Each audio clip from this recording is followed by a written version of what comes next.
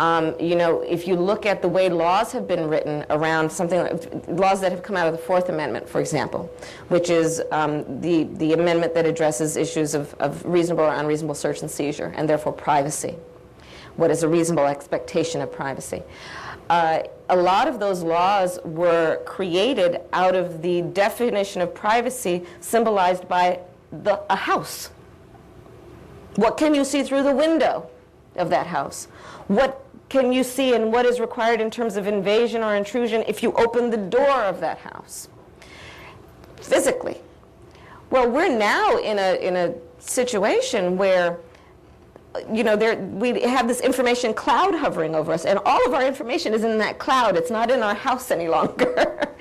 The laws that came up around privacy were developed around literally the structure of a house.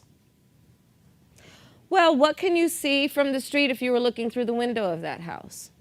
Versus what you would be able to see or take if you opened the door of that house. Versus what, right? What is your reason, versus what you're doing in the front yard of that house? Sure. And so what expectation of privacy do you attach to whatever is placed in that particular place as it relates to that house? Mm-hmm. So, given where we are now, so you're now no longer are you necessarily keeping those private files in some file cabinet that's locked in the basement of the house.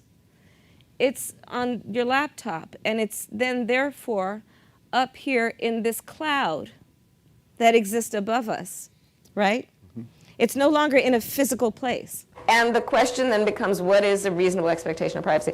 I think we have laws right now that are 20th century laws that are we're applying to a 21st century world, and there has to be some critical assessment of that.